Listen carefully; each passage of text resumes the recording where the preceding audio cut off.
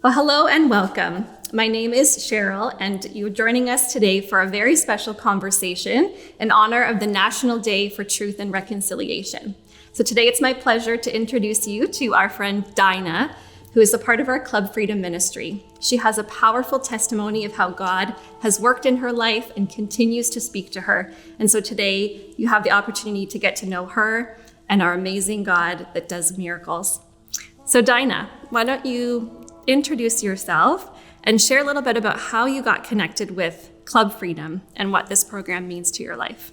My name is Dinah, and I've been coming to the Club Freedom for maybe 6 years or 5 years. And through one of the workers here knows my ex, so they go to bingo. So she invited him to come to the church for dinner.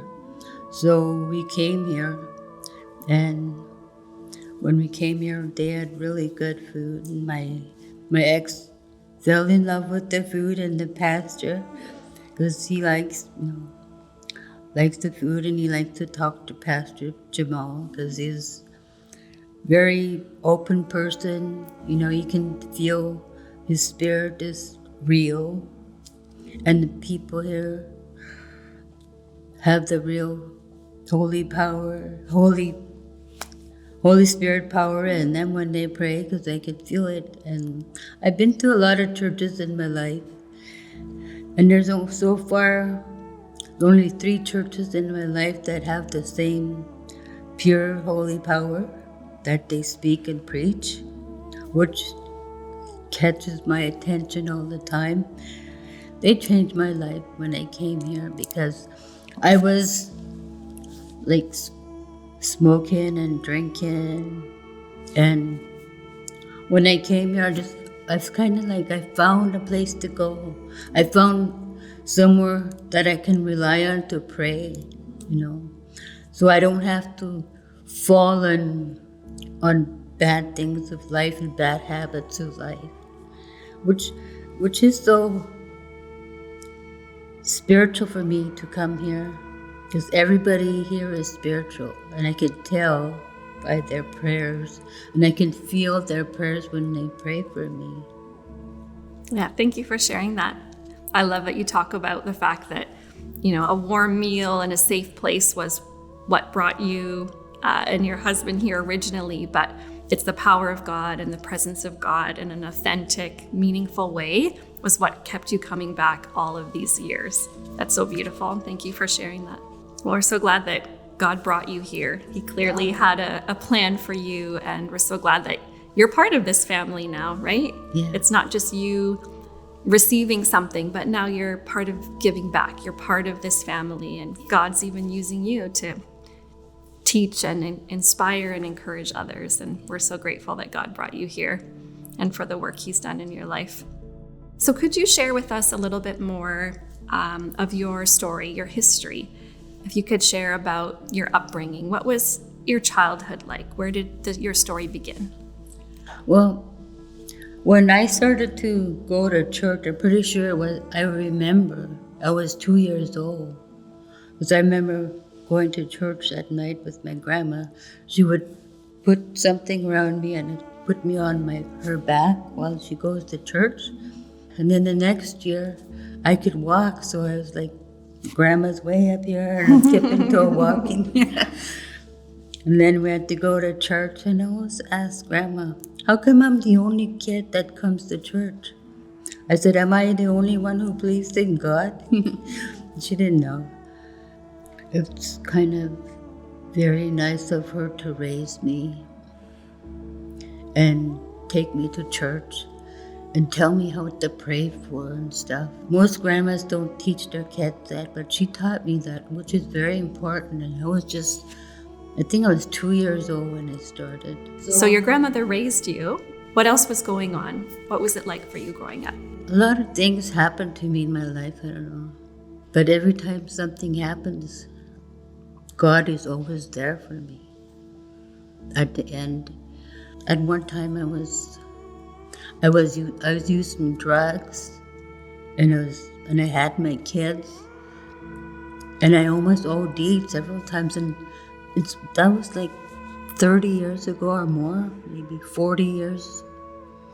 And I haven't used it since because I was praying to God that I quit one day, and I did quit. And I almost OD'd 3 or 4 times. And how I never fell down is, to me, it's like amazing. And He's there for me all the time. So going through from residential schools, foster care, homelessness, what do you think kept your faith so strong? When I was 3 years old, I was in church. Grandma's dragging me to church all the time. And my grandma said, if somebody says anything bad to you or does anything bad to you, you have to forgive them and forget. I go, how can I forget if it's so bad? She go, you just don't have to. I said, okay. And I did it, and I did it. You've chosen this path of mercy and forgiveness. What else gives you hope today? If somebody else had been through a similar situation to you and they were feeling hopeless and angry, what could you share with them? What gives you hope? If people talk bad at you, you shouldn't take it in because they want you to feel bad. And you just need to forgive them so you could stay feeling powerful of the Lord. You can feel the Lord. I always forgive. No matter who done bad to me in my life, I ask God, forgive whoever done bad to me in my life. It makes it better. But then when I go on the street, sometimes the evil people get mad at me. Because I forgive these people. And they're mad at me because I did it, Like the devil's mad at me for forgiving. But I don't care. No matter how bad you treat me, I'm still going to forgive. You have to forgive your enemy and everything. My mother used to burn my legs all the way up with cigarette. She would sit there, burn it and burn it and burn it.